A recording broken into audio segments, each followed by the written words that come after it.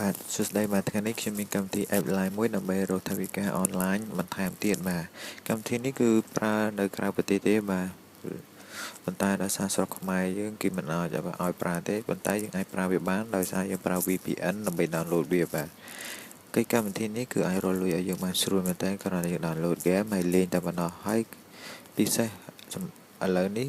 app line នេះគេ update ឡើងធ្វើឲ្យកម្មវិធីហ្នឹងពិបាកក្នុងការ install នៅស្រុកខ្មែរមែនតើហើយពី download មកយើង install វាគឺវា not file អឺ Google Flash ឬក៏ដូចជា install នៅកម្មវិធីយើងគឺពិបាកមែនតើ login ជាមួយនឹង Facebook ឬក៏ Gmail គឺវាមិនឲ្យតែម្ដងប៉ុន្តែខ្ញុំមានវិធីសាស្ត្រមួយដើម្បីចង់ដឹងច្បាស់តើវិធីសាស្ត្រធ្វើម៉េចដើម្បី download វាបានសូមទស្សនានៅវីដេអូរបស់ខ្ញុំបាទ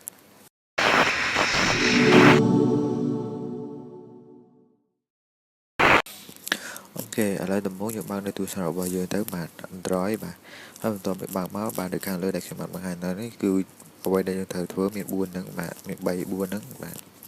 ទីមួយយើងត្រូវ download វាប៉ុន្តែដោយសារតែខ្ញុំបាន download នៅ app Line ហើយបងប្អូនអាច download វាបានមុននឹង download វាបងប្អូនត្រូវបើកនៅ VPN ណាបាទបញ្ជាក់ហើយ Gmail ត្រូវមានថ្មីផងដែរបាទត្រូវបង្កើត Gmail ថ្មីមួយបាទអានេះដោយសារខ្ញុំ download ហើយអញ្ចឹងយើង download app Line នឹងមួយបន្តមកទៀតបាទហើយ Gmail របស់យើងហ្នឹងគឺត្រូវតែថ្មីណាបាទអូខេបន្តមកយើងត្រូវ download VPN បាទ VPN មួយណាក៏បានដែរសម្រាប់បងប្អូនតែចង់បាន download បាទខ្ញុំ download យក VPN មួយនេះចុះបាទ open វាបាទពេល download VPN ហើយយើងត្រូវ download កម្មវិធីមួយទៀតបាទកម្មវិធីមួយនេះបាទដែលខ្ញុំបានបង្ហាញនេះបាទនេះ Paracel នេះ Spa នេះបាទកម្មវិធីមួយហ្នឹងគឺអាចជួយយើងផងដែរបាទអូខេឥឡូវខ្ញុំ download បានហើយក្នុង3ហ្នឹងអញ្ចឹងបងប្អូនចាំមើលបន្តទៀតថាត្រូវធ្វើដូចម្ដេចទៀតបាទតោះមកយើងចុច app line ណាខ្ញុំចុច app line ឲ្យបងប្អូនមើលចាំមើលយើង connect ជាមួយ app line របស់វាតែ asset បាទចាំមើលវាលោតយ៉ាងម៉េចនេះបាទ login ជាមួយ Google has not found អញ្ចឹងវាមិនអាចទេបាទទោះបីលុកយ៉ាងណាក៏វាមិនឲ្យដែរបាទគឺ error តែម្ដងអញ្ចឹងដើម្បីធ្វើវាបានបាទសូមទស្សនាទាំងអស់គ្នាបាទគឺយើងចូលនៅ VPN មុនសិនបាទតែបងប្អូន download app Line គឺបើក VPN ទៅបាទដោយសារតែខ្ញុំ download ហើយអញ្ចឹងពីមុនអញ្ចឹងឥឡូវខ្ញុំបើក VPN សិនបាទយើង connect ប្រទេសមួយសិនបាទយកសហរដ្ឋអាមេរិកចុះបាទឥឡូវវាកំពុងតែដើរទៅបាទapp Line នេះគឺពេល update ឡើងគឺវាឥឡូវហ្នឹងគឺពិបាកក្នុងការ install នៅស្រុកខ្មែរមែនតើបាទហើយការ withdraw ឬក៏ pay out របស់ app Line នេះគឺបាទ cash out នេះគឺវា free យើង 100% បាទជាលក្ខណៈ money error money អឺរ៉ុបបាទគឺលើ arrow បាទលើ arrow ចំទោះប៉ុន្តែយើងអាច pay out ជាមួយនឹង PayPal របស់យើងបានបាទហើយការ download គឺ free ទេបាទហើយស្រួលទៀតបាទក្នុងការលេងជាមួយនឹង app Line នេះបាទអូខេឥឡូវខ្ញុំ connect ជាមួយនឹង VPN ហើយអូខេអ្វីបន្ទាប់ទៀតយើងចុច Paracel នេះបាទអូខេពេលខ្ញុំបើកវាបាទពេលយើងបើកវាដំបូងគឺវាឃើញដូចនេះបាទយើងចុច start បាទចុច start ហើយរងចាំបន្តិចបាទហើយដល់ពេលវាសិនវាឃើញ app Line ចឹងយើងចុច app Line ពីលើវាទៅបាទគឺ tick វាទៅមកបើសិនតែអត់មានទេដូចរបស់ខ្ញុំអានេះដោយសារខ្ញុំបាន install វាម្ដងហើយអញ្ចឹងដល់អត់មានបងប្អូនអាចចុចលេខបូកហ្នឹងទៅ add វាចូលមកបាទអញ្ចឹងខ្ញុំបើកវាបាទខ្ញុំគ្រាន់តែ select app Line ហ្នឹងបាទ icon app Line ហ្នឹងវានឹងបើកមកដូចនេះបាទអញ្ចឹងចុច get it បាទចុចវាទៀតបាទចុច accept មកបាទ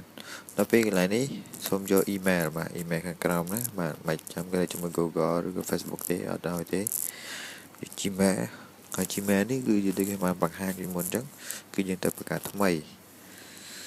និយាយទៅថ្មីមកកុំឲ្យវាញ៉ៃជាមួយ Gmail ចាស់ៗបាទ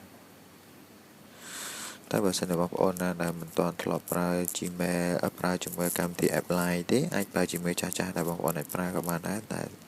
អ្នកប្រើថ្មីអីហ្នឹងបាទនេះដោយសារខ្ញុំ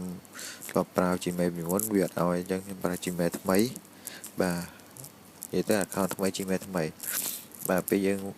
login ជាមួយ Gmail password ហើយអស់វាទាមទារឲ្យយើងនេះកន្លែងនេះយើងវាយអាយុរបស់យើងទៅចង់ដាក់ប៉ុន្មានដាក់ទៅស្អែកយើងទេខ្ញុំចេះដាក់ទេហើយនឹង page របស់យើងអូខេបន្តមក register បាទរងចាំបន្តិចអូខេឥឡូវវាបានហើយនេះ verify បាទហើយវាឲ្យយើងចូលទៅក្នុង Facebook Gmail របស់យើងដើម្បីconfirm វាបាទបាទឥឡូវឲ្យ login ជាមួយនឹង account បាទ account Google Play បាទជាមួយ Google Play បាទឥឡូវចាំតិចខ្ញុំបង្ហាញទៀតបាទអញ្ចឹងយើងចុច yes ក៏បានចុច no ក៏បានដែរបាទពេលក្រោយក៏បានដែរនេះបាទឃើញទេឥឡូវខ្ញុំត្រឡប់ក្រោយខ្ញុំចូលទៅ Gmail ដើម្បី confirm វាសិនបាទចូល Gmail មួយណាក៏បានដែរបងប្អូនបាទចូល Chrome ក៏បានបាទ Firefox ក៏បានចូលកន្លែងណា Gmail មកក៏បានតែបងប្អូនណាធ្វើម៉េចឲ្យបាន confirm វាឥឡូវខ្ញុំវាយ mail របស់ខ្ញុំសិនបា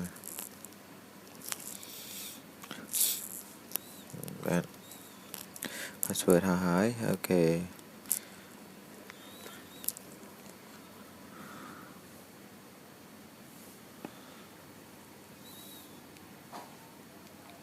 បើសិនវាទាមទារដូច្នេះបងប្អូនអាចដាក់ណាអាមេរិកទៅព្រោះយើងប្រើ VPN ណាចេះដាក់ទៅនៅណាក៏ដាក់ទៅ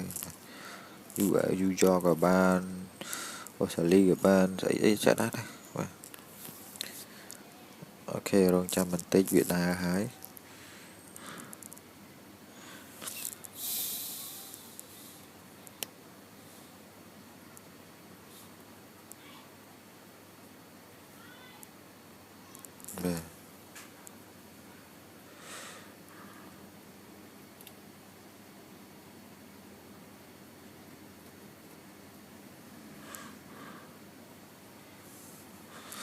បាទ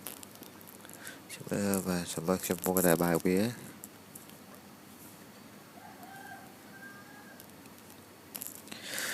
អូខេកន្លែងអាប់ដេតថ្មីនេះបាទកดកាត់នេះស្អីកดកាត់នេះបាទខាងលើហ្នឹងបាទគេថា thank for sign in up អូខេកន្លែងនេះយើងចុច confirm mail ណាបាទយើងចុចយក confirm mail ទៅបាទ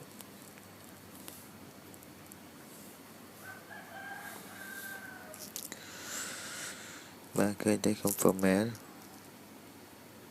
បាទ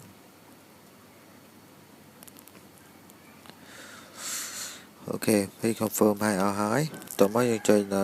Paracel វិញណាមិនមែនចុច app line ហ្នឹងទេ app line នេះគ្រាន់តែទុកនៅលើ icon ហ្នឹងនៅលើ skim ទូរស័ព្ទរបស់យើងទៅបានហើយយើងចង់បើកវាបើកនៅក្នុង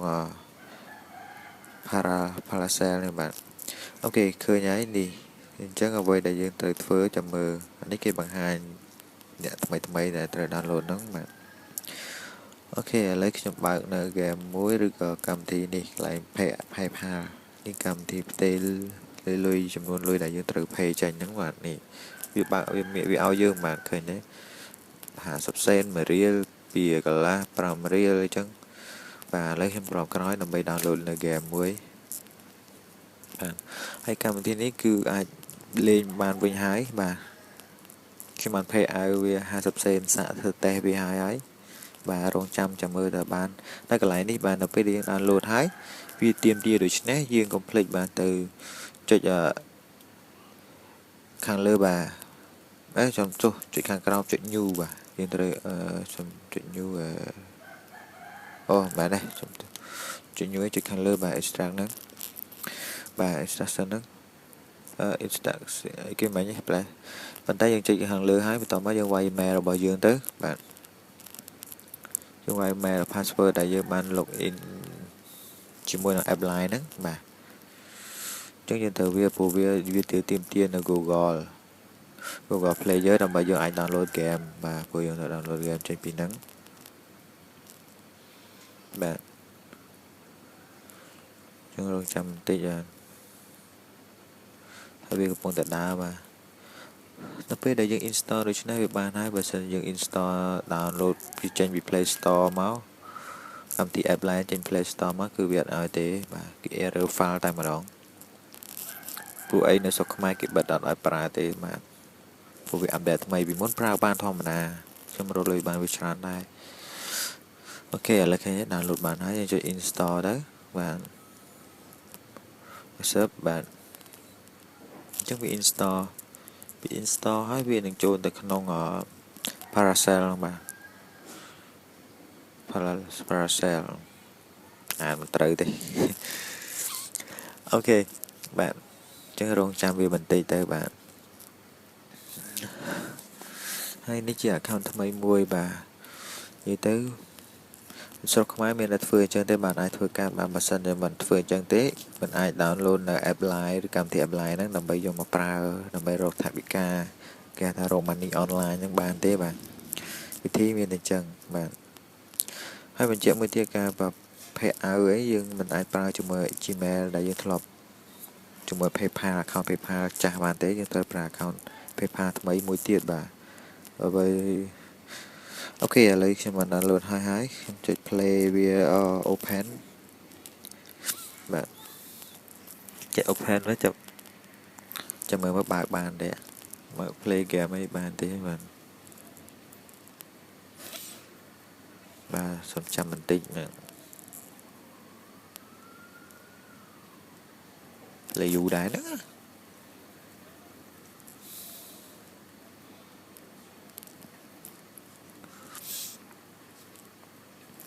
និយាយទៅឲ្យតែពេល sign in បានដូចនេះហើយគឺវាមិនមានបញ្ហាអីទេប៉ុន្តែពេល sign in ហើយ confirm email ហើយកុំអាលចុច play ជួនកាលវាអត់ឲ្យទេរងចាំយ៉ាងតិចក៏